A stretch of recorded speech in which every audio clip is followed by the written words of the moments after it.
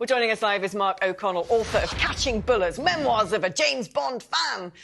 Great to have you on the programme, Mark. Do you think this chap's going to make a good Bond if rumours are to be believed? Is he the sort of person you look at and go, that's right, that's in keeping with all the Bonds before, that's exactly what we need? Yeah, no, totally. I mean, whilst, as they say in Rome, let's the smoke hasn't risen yet from the white chimney, so we're not quite there yet. But there's something very right about Aaron Taylor-Johnson. This is a media speculation moment, and it's got great legs today, it seems. But he is exactly who the next Bond should, could, and might be. I think it's a really good call, if the fates allow. You're going to have to cut that hair, right?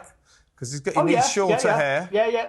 No, Pierce Brosnan had long hair when he got the role. I think Roger Moore was a little sort of flowing in the locks when he signed up back in the early 70s. So, yeah, I'm not worried about hairs and beards at the moment. I get what you mean, because I don't really know this Aaron geezer, but he looks like he seems to fit the bill. He's British through and through. I like that. But also what strikes me is he might have done some big films, but I've not heard of him. He's not a big established actor in his own right. Yeah. And I think that a lot of the previous James Bonds have also had that, which allows us to then totally personify them as Bond.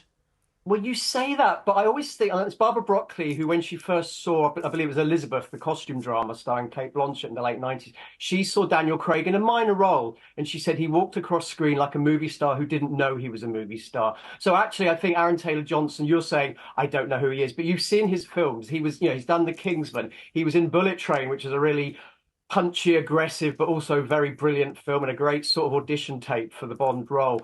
So actually, he's perfect because he's not obvious. He's not on everyone's lips. And I've always said that the next Bond will be someone that will go, oh, yeah, I know him, or I think I've seen him. And, we do need someone new. We don't want another Daniel Craig alike or a Roger Moore or Pierce Brosnan alike. We've got to decide where is the movie heroism? Where is... how is Bond going to become Ken in this Barbie movie era world? Yeah. OK, then it's time for the big question. The big one! Who's your favourite Bond? My favourite Bond is Roger Moore, always will be. But I think the best was Daniel Craig. And that's controversial. I know the Sean Connery guy, he had a little go at the role as well. But I think Daniel Craig was good. Again, I remember once Barbara Broccoli, the producer, saying the best Bond should be who we have now. So obviously we don't have Daniel Craig now, but I just think I want the next Bond to be the best one. Yeah. Do you know, I've always been Team Sean Connery for the simple fact alone that my favourite Bond film is You Only Live Twice, because it's got that cool volcano with the rolling away roof and good call. Spaceships eating others in space. It's got all the good stuff. We don't want any of that nonsense about James Bond changing sex, do we? We don't want a female James Bond, right?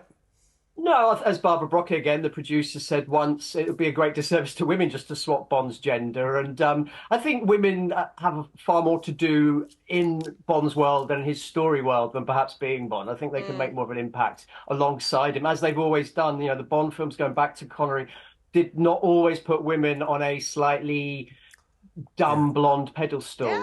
Yeah. These women were high punching, villains and they will be in the future, Mark. Exactly. Mark, we've got to go, but great to talk to you. Mark O'Connell, author of Catching Bullets, Memoirs of a Bond Fan there.